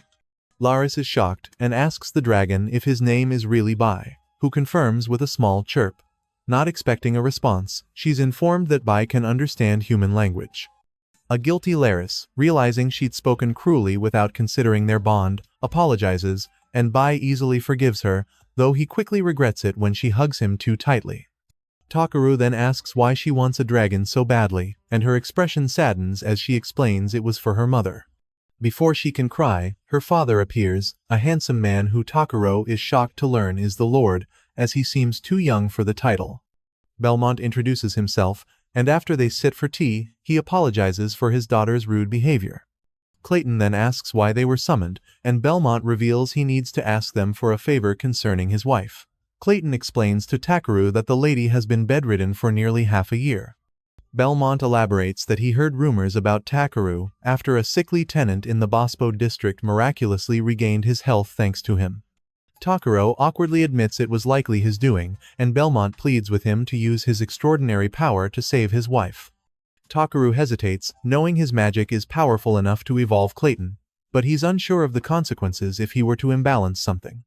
Belmont explains that Laris wanted the dragon for her mother. Since Laris has to return to the capital for school soon, she thought an adorable creature might lift her mother's spirits, even just a little. Surprised by her true motives, Takeru is assured by Belmont that while his daughter may be a bit foolish, she has a kind heart. Overcome with emotion, Clayton begins to cry, remarking what a truly kind daughter Laris is. Clayton's tears leave Takeru utterly bewildered, and the way he's looking at him makes Takeru suspect he's being guilt-tripped into accepting. Bai is also crying uncontrollably, but Takeru remains hesitant. Belmont is a noble, and one wrong move could land him in serious trouble.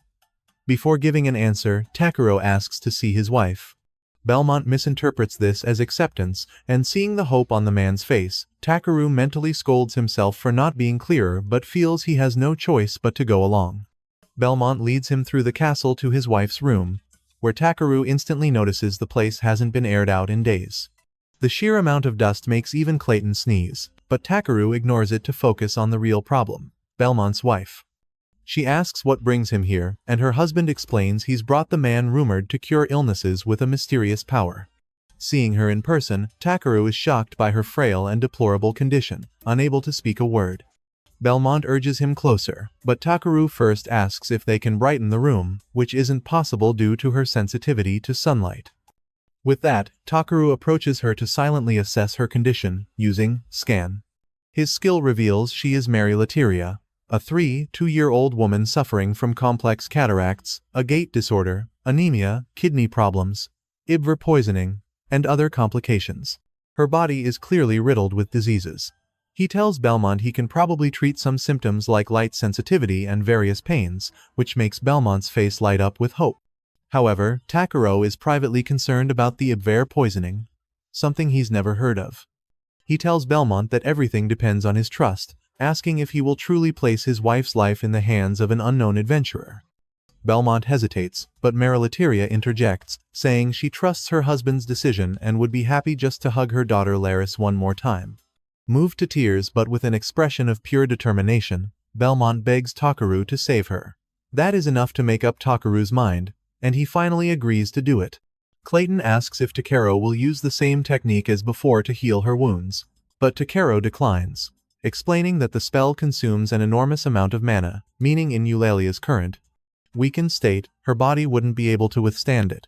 Instead, he knows the first priority is to deal with the dark, stuffy room. He asks for Eulalia's permission to start with her eyes, since she mentioned the light was blinding. She closes her eyes and allows it, so Takeru concentrates deeply, carefully controlling the amount of mana for his healing magic. Knowing that if he channels too much too quickly, it would undoubtedly cause her pain. A few seconds later, he asks her to try opening her eyes, and the moment Eulalia does, she is overjoyed to realize she can finally see clearly. With that confirmed, Takeru immediately uses his staff to cast his cleansing magic. A powerful gust of wind sweeps through the room, flinging open the windows and clearing away all the dust in mere seconds. This also lets in the light after a long time, prompting Belminen to immediately ask his wife if she's alright. Eulalia smiles with tears in her eyes and, with great relief, says the light no longer hurts her. Belminen weeps with happiness beside her, but even as everyone celebrates, Takeru's worried expression remains as he looks at the others in the room. Takeru asks Belminen to move to another location to speak privately and Belminen agrees. Once they are finally alone, Takeru informs him that his wife has been ingesting something called the Ibel toxin, suggesting a high probability that someone has been poisoning her. Since he's unfamiliar with the biological mechanism behind the Ibel poisoning, he cannot completely cure her condition, so it would be helpful if he could obtain the antidote. After processing the information, Belminen clarifies that no such antidote exists because the Ibel poison is a forbidden toxin, lost to time, and the antidote was lost along with it. Takeru remains determined, suggesting they create one, stating that if they can get the original poison, they should be able to do it. Clayton tells him that even if they could craft it, the poison dates back to an ancient era, so they don't even know if the ingredients still exist. At that moment, Belmonen realizes he might have a clue and immediately fetches some ancient documents, explaining that his ancestors compiled records of ancient lords in them. However, many are written in an ancient language, so they haven't been able to decipher them. Takero takes one of the books and confirms that, thanks to his ability, he can read the ancient script. The real problem is figuring out which of the books mentions the Ibel poison, and he thinks how useful it would be to search for keywords like on a computer. With that in mind, Takero tries to adapt his search ability, narrowing its focus. And the new skill works instantly as one of the many books begins to glow, indicating it contains the information he seeks. Takero opens the book and reports there's a section on the Ibel flower. Belmonen asks him to read it aloud, so Takero clears his throat and suddenly begins to read in a feminine voice, reciting the travel journal of Pola Pola, an adventurer who describes herself as the cutest one of all. An awkward silence follows, prompting Clayton to ask if he's mocking them. But Takero assures him that's literally how it's written in the journal. Belmonen decides to ignore it and asks him to continue. So Takero puts on a serious expression as he resumes speaking in the girlish voice. The adventurer in the journal, Pola Pola, describes resting on an old, horse-shaped rock near a massive lake when she found the most beautiful and brilliant golden flower she had ever seen, which turned out to be a super rare flower called the Ibel. Takero's recital is suddenly cut short by Clayton, who claps a hand over his mouth to silence him and mentions that he knows a place with a horse-shaped rock next to a large lake. Belmonen quickly pulls out a map, and Clayton points to a spot near a small village called Shit, stating that the lake and rock can be found there. Belmonen identifies it as the Banon region, which is outside of Luz Labacha territory, noting that even by carriage, the journey is 5 days one way. Takero declares that they must leave immediately, so Belmonen prepares 2 horses for them. Meanwhile, one of the butlers, Bernard, watches them from a distance and releases a messenger pigeon. Before leaving, Takero places a magic stone outside the mansion, explaining it's a security measure. After all, someone might try something against Eulalia while they're away, so it's better to be prepared. Just then, Tiaris runs up to him and apologizes, saying she spoke rudely to the very person who is going to save her mother. Takero smiles and admits her words were unpleasant, but tells her that the fact she realized her mistake on her own is something to be proud of. He explains that when someone realizes they might be wrong, they become capable of listening to others, which makes their life fuller and richer. Seeing the tears in her eyes, Takero asks her to take her time from now on and think things through, one at a time. Tiaris accepts, promising to think for herself properly. Then, Takero warns her that while he's away, someone might try to tell her things, like that he's the villain or that he's deceiving her. If that happens, he wants her not to respond immediately but to first talk to her father to practice Ho Ren So, as he puts it, report, contact, and consult. With that settled, Takero and Clayton finally depart, and Takero casts speed and reduction on all of them. Clayton immediately notices his body feels lighter, but before he can react, his horse bolts forward at full speed. After some time, they finally arrive at the location Clayton had mentioned, but it's a deserted area. A confused Takero asks if there was supposed to be a village here. Clayton clarifies that the last time he passed through, it was a prosperous farming region, so he doesn't know what happened. As they search for the lake, Takero comments that it seems like it hasn't rained in a long time, speculating that the lake has dried up. Clayton assures him that a lake so large shouldn't just disappear. After a while, they finally find it, but it's not what they were expecting. Clayton remarks that the last time he was here, the place was beautiful, but now it looks completely different. Takero approaches the water to use his ability, which informs him that this is Gale's Lake, the only water source in the Banon region, said to be a spring created by a sacred beast and known for never running dry. However, the water now contains paleocyanotoxin, a poison extracted from the horns of the Garanode buffalo. This leads Takero to believe the entire situation was deliberately caused, but before he can explain, some villagers approach to see what they are doing. Despite their defensive postures, Takero smiles and steps forward, introducing them as adventurers who accepted a quest in Belkane to gather rare materials. The villagers are surprised they came all the way from Belkane but still demand proof that they belong to the guild. Clayton shows them his rank bracelet, and the villagers immediately lower their weapons. Suddenly, Gonza, a young boy with them, collapses. Takeru catches him, instantly noticing how incredibly light he is, and asks the others if they haven't been eating enough. Their sorrowful expressions confirm it, so he asks them to explain what happened. Carrying the boy on his back, Takeru follows the villagers to their village as they recount their story. About 10 months ago, the lake turned a cursed color, fish began to die, and the well water also spoiled, leaving them helpless. It was then that a merchant named Enganche saved them by offering to help in exchange for a brilliant golden flower that grew by the lake. The flower matched the description of the divine flower from their legends, but its location was a village secret. They agreed to give him one plant a month for 60 barrels of water, but this wasn't enough for their crops, and food has been scarce ever since. Clayton realizes this divine flower must be the eyeball flower they're looking for, and Takeru agrees, knowing there's more to the story. He tells the villagers Enganche sounds like a terrible person, but they insist he was good to them. Takeru urges them to reconsider, pointing out how suspicious it was that Enganche appeared right when the water turned bad and immediately offered help. He reveals that his earlier analysis showed the water was deliberately contaminated and adds that anyone asking for a dangerous toxin every month is inherently suspicious. The villagers, who had no idea the flowers were poisonous, begin to cry as Takeru bluntly tells them they were deceived. Enganche tricked these people, let their children starve, and used the eyeball poison to harm someone else, an act Takeru cannot forgive. Now fully determined to destroy the man's vile scheme, he immediately has Davi use spirit magic. The small dragon flies above the clouds and unleashes a powerful roar, causing the clouds to turn dark gray in seconds and, to the villagers' amazement, it begins to rain for the first time in ages.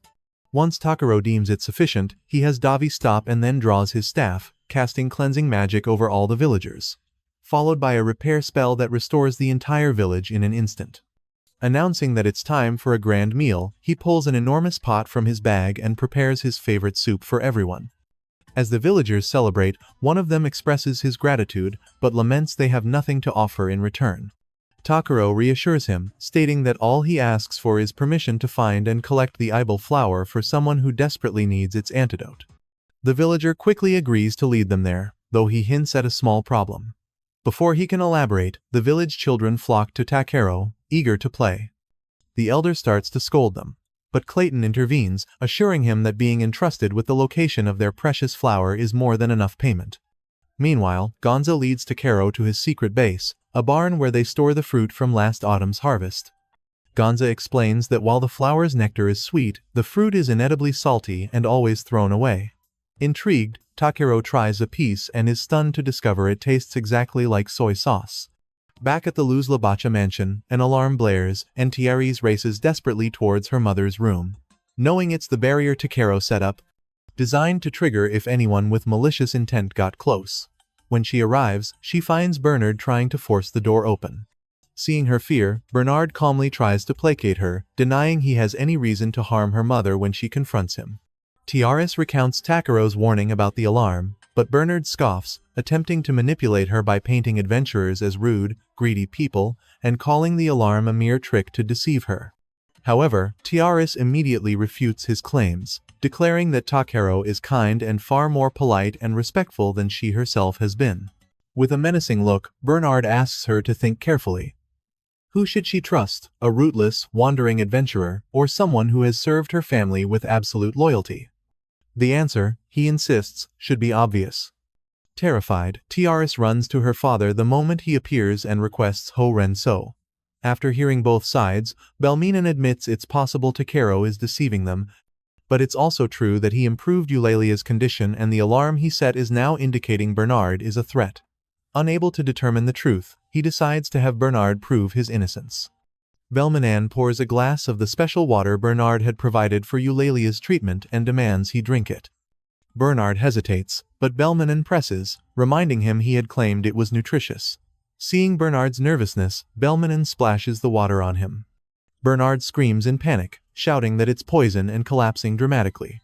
However, Belminen calmly takes a sip, revealing it's just plain water, as the actual medicine Bernard provided remains sealed. With Bernard's guilt exposed, Belminen has Raymond call the guards. After the arrest, Raymond informs him they found a letter among Bernard's belongings. Tiaris is unable to read the strange language, but Belminen is too shocked to respond. Meanwhile, in Shit Village, a man impatiently pounds on a door. A villager, disturbed by the noise, confronts him, only to have his expression change in recognition. Back at the mansion, Belmanin examines the letter and determines it's written in cipher, concluding that the mastermind is far more sophisticated than a common thug. Raymond agrees, suggesting this could be tied to a much larger organization. The man in the village is revealed to be Enganche, who has come to collect this month's Ibel flowers. The villager informs him that the village chief is out guiding some adventurers. Enganche is displeased, and his mood sours further when the villager adds that they've learned the Ibel flower is poisonous and can no longer hand it over. At these words, Enganche utters a single command, and in an instant, a group of armed bandits appears, their hostile intentions clear. Enganche informs the villager there has been a change of plans, declaring they will end everything right here and now. Meanwhile, Bernard is being transported by the guards, but even though it should all be over for him, a sly smile remains on his face, making it clear he is still plotting something. Elsewhere, the village chief guides Takaro and Clayton to the place where the Ibel flower grows, and after a while, he notes the ground is becoming sandy, a sign they are getting close. A few minutes later, they find the very horse statue mentioned in the adventurer's ancient documents. It is surrounded by golden flowers shimmering with a resplendent light, and behind it stretches a vast lake, just as they had hoped. Seeing it in person is far more breathtaking than they could have imagined. Takaro finally understands why it's called the Divine Flower. The imposing statue seems celestially illuminated by the moonlight, making the flowers glow with an almost magical radiance. Awed by the sight, Takaro, Clayton, and even the village chief take a moment to admire its beauty in stunned silence. Kaido rushes over to the flowers and immediately activates his scanning ability, discovering it's the Iver flower, an S-rank specimen that grows only on the shores of Lake Gales, said to have sprung from the tears of the sacred beast, Hofvalnir. Its fruit, the Iver berry, can be processed into a lethal substance known as Iver poison. Knowing nothing about this beast, Kaido listens as the village chief recounts an ancient legend. Long ago, Lord Hofvalnir saved their ancestors from a lake demon, and these miraculous flowers sprouted from the very tears shed by the beast god. Hearing this, Kaido hesitates to take something so sacred, but the chief insists, reminding Kaido that he saved their village and is welcome to take as much as he needs. Wasting no more time, Kaido carefully takes one flower, root and all, now only needing to return to Belka to prepare the antidote, though he's privately eager to finish the mission so he can experiment with the potent plant. However, just as their task seems complete, a villager sprints towards them in a panic, bearing terrible news. They rush back to find the village engulfed in flames, and Kaido immediately snaps into action, ordering Sylphid to extinguish the fires while Claystone rescues anyone trapped inside. As they battle the inferno, a villager explains that the thug, Gans, had returned demanding the Iver flowers. When they refused, knowing now that it was poison, he retaliated by setting the entire village ablaze. As if that weren't bad enough, the villagers then report that a young boy named Gonza is missing. An elderly man steps forward, revealing he witnessed Gans take the boy hostage amidst the chaos, dragging him away towards the lake. Now utterly enraged, Kaido instantly activates his search skill at its maximum range, pinpointing an abandoned fort in the distance with 96 human signatures inside. He informs Claystone that he's located a base with nearly 100 thugs, prompting the terrified village chief to try and stop them, certain it's a suicide mission. But Kaido reassures him, reminding the chief that he has an insanely strong A-rank adventurer by his side and confidently declares they will definitely bring Gonza back. Without another moment's hesitation, the two head straight for the fort. Upon reaching the abandoned fort, Sylphid scouts ahead and reports back to Kaido that the bandits are in the middle of a boisterous celebration. Hearing this, Claystone's fury erupts, and he instantly transforms into his ancient, more powerful form, roaring that he cannot forgive those who would burn an innocent village and then party as if nothing happened. Kaido panics and immediately stops him, warning the hot-headed golem that if they charge in recklessly, Gonza's life will be in grave danger.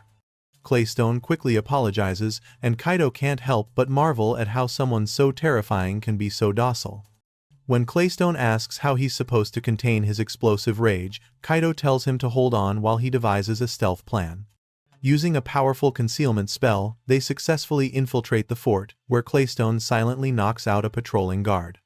As they move, Claystone questions why Kaido is collecting various items, and Kaido explains his meticulous strategy. They don't know where the poison or other crucial evidence is hidden, so it's best to gather everything. A cunning detail Claystone can only admire. After searching for a while with no sign of Gonza, they realize they'll need to force a confession. Meanwhile, in the main hall, Gans and his thugs are reveling in their victory, bragging about the thrill of torching the village. One thug mentions that the boy still hasn't told them where the flowers are, but another callously remarks they'll just have to beat the information out of him. Their master plan is then revealed. They intend to secretly poison the wife of the beloved Lord Luzlavak. Once word spreads that even the best healers can't cure her and rumors point to the Ivor poison, the demand for it as a weapon will skyrocket, allowing them to sell it at an exorbitant price and become unimaginably rich. As the bandit finishes his gloating speech, Gans suddenly hurls a bottle at him, shutting him up. He warns his men to keep their mouths shut about the top-secret plan, threatening to throw anyone who talks into Lake Gales, but it's already too late. Kaido and Claystone have heard everything. No longer able to contain his rage, Claystone prepares to charge, but Kaido allows him to unleash his fury on one condition: he must not kill anyone. With that, Claystone smashes through the wall and tears into the room full of bandits, roaring for them to prepare themselves as he begins taking them down one by one. Gans panics and desperately orders a subordinate to bring him that thing, ignoring the warning that it's still uncontrollable. Amidst the chaos, Kaido cleverly uses a concealment spell to disguise himself as a bandit and tricks Gans into revealing that Gonza is being held in the other building. While Kaido rushes to the location, Sylphid neutralizes the guard, allowing Kaido to pinpoint the cell from Gonza's cries for help. He shatters the lock with a single, magically reinforced blow, and a tearful Gonza runs into his arms. Carrying the boy on his back, Kaido promises they're going home, but as they exit, they see the bandits fleeing in sheer terror from a monstrous creature. Realizing they aren't running from Claystone, Kaido stops a frantic thug who screams that it's the lake demon before taking off again. Kaido knows that while Claystone is in his powerful form, he might still need support against such a foe, but he refuses to leave the traumatized Gonza alone. Deciding to protect the boy while aiding his friend, he erects a protective barrier around them and charges back into the fray. He finds Claystone battling a giant anemone-like monster, and a quick scan reveals it to be a B-rank dark anemone, a summoned beast with paralyzing, venomous tentacles.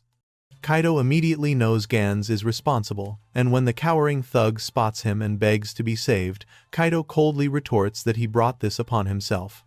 Just then, a massive tentacle whips down towards them. Kaido swiftly dodges the strike, instinctively throwing up a protective barrier around Gans just moments before impact. The force of the blow knocks Gans unconscious, and with a quick "I'll explain later," Kaido rushes to support Claystone, apologizing for the delay. Claystone says the boy's safety is all that matters, but they have a serious problem. The beast's damned tentacles keep regenerating no matter how many times he slices them off.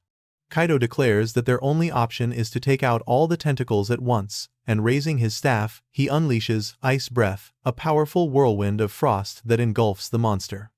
As the dark anemone freezes solid, Claystone notes its movements have slowed, but Kaido warns it's not dead yet and tells him to smash its core to finish it for good. Claystone understands and delivers a devastating punch right to the monster's center, an attack so powerful it even astonishes Kaido and Gonza. In its death throes, the creature flails wildly, and one of its frozen tentacles swings directly at them.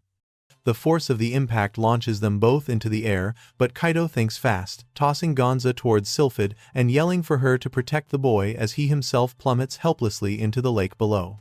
Kaido knows that even with his rare skills, swimming in poison is a death sentence, wryly noting that his body often moves on instinct before his brain can catch up. As he sinks, the black-haired god observes from another plane, remarking that for all of Kaido's complaints, he never abandons anyone in need and decides to grant him a gift. Kaido, meanwhile, watches the surface fade away, thinking he doesn't want to die yet because there's so much he still wants to do. Suddenly, the celestial voice of a goddess echoes, asking who has summoned her, but Kaido is completely oblivious, his mind consumed with regrets about the delicious food he still wanted to try, especially since he'd finally found soy sauce. As the goddess addresses him as the bearer of her blessing, he again tunes her out, thinking about how he wanted to watch Sylphid grow up and how, even though Claystone and Belle would probably be fine, he never got to use his ultimate pair of scissors. The goddess tries to get his attention as Kaido sinks deeper, his mind flooding with a cascade of regrets for all the things he never got to do. Just then, a majestic white steed plucks him from the water, and a divine voice speaks through it, chiding him for trying to die on his own. Though confused, Kaido introduces himself, and the goddess reveals her name, Hofulnir. The name sounds familiar, though he can't quite place it, and he nervously apologizes for falling into her home. She tells him it doesn't matter and bids him to look down. He is stunned to see the once black, toxic water turn crystal clear, and the dead vegetation along the shore burst back to vibrant life. The goddess explains that she has purified her sacred land. Ages ago, as her power waned and the lake was choked by a stagnant tide, she poured her remaining essence into creating the purifying Iver flowers. This act turned her to stone, a silent guardian, until wicked humans defiled her sanctuary. However, by absorbing the corrupt mana essence from the lake, Kaido inadvertently restored her strength, allowing her to cleanse the waters once more. Kaido is just glad he could help, and the goddess gently returns him to the shore where his friends are overjoyed to see him alive. When he explains that a goddess saved him, Hofvalnir clarifies through their mental link that he saved her as well, to which Kaido replies that it makes them even. Realizing from Claystone's confusion that only he can hear her voice, Kaido listens as the goddess offers her eternal gratitude before fading away. With Gonza returned safely to his joyous village, Kaido wastes no time, setting up a circle of magic stones to test a new spell. Despite Claystone's understandable concern about its safety, Kaido reassures him, explaining it's a teleportation spell called Gate that he's been planning. Trusting their friend's ingenuity, they all step inside and are instantly transported back to the city. With the help of the guild's apothecary, the Iver flower is quickly refined into a potent antidote, and once it's ready, Kaido immediately heads for the Lord's mansion to deliver it. He arrives at the Luzlavach mansion with the medicine, and after Lady Mealateria takes it, his scan confirms that the Iver poisoning and all its complications have vanished. With a relieved smile, Kaido informs a tense Belmanon that his wife is completely free of the poison. The news breaks the tension, and young Teary immediately bursts into tears, rushing to embrace the mother she's missed for so long. Belmanon is overwhelmed with joy, watching his wife hold their daughter once more, a heartfelt reunion so powerful that even the mighty Claystone is moved to tears. With the family safely reunited, they return to Ashlet village, where the chief is still reeling from the violent events. Kaido reassures him, explaining that Gans and his entire crew have been turned over to the authorities along with irrefutable evidence, ensuring the village's safety for good. Overcome with emotion, the chief tearfully says he can never repay him, but Kaido brushes it off, saying that while he doesn't want payment, he does have a proposal. He prepares a simple dish of buttered potatoes and drizzles the juice of the local Litas fruit over it, which miraculously tastes just like soy sauce. The village chief is blown away by the delicious flavor, and this sparks an idea for Kaido, who lays out his business plan. He wants to establish a trade route to buy their Litas fruit in bulk, using the profits to help them expand their cultivation. When the chief expresses doubt they could sell so much, Kaido confidently predicts that once the soy sauce takes off in Belka, the Litas fruit will become Ashlet village's signature export. Thrilled by the prospect of a prosperous future, the chief eagerly agrees. To celebrate, Kaido cooks for the entire village, and after a heartwarming feast and fond farewells, Kaido, Sylphid, and Claystone set off once again on their journey. As they walk, Claystone asks how he's feeling after such a major undertaking, and Kaido admits that despite the success, he's utterly drained, so much so, he thinks he's starting to hallucinate a glowing light in the sky. Claystone, confused, looks up only to see that Kaido isn't imagining it. A brilliant white sphere is indeed descending towards them. From the sphere emerges a magnificent white steed with powerful wings, its sudden appearance startling the mighty golem. Claystone, completely spooked, remarks that if it's a hallucination, then they must be sharing it, because he's seeing it too. The magnificent white steed lands gracefully before them, and the divine voice assures them it's very real. Kaido instantly recognizes the horse, but for the life of him, he can't recall its complex name, fumbling with a made-up one as he asks why it's here. The goddess again addresses him as the bearer of her blessing, and suddenly, the majestic steed begins to glow, transforming in a matter of seconds into a stunningly beautiful, white-haired woman. The sudden change leaves Kaito, Claystone, and even Sylphid completely speechless.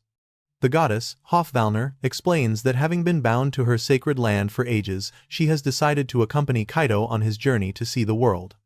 A bewildered Claystone respectfully asks the goddess why, of all the people in the world, she would choose to follow this man.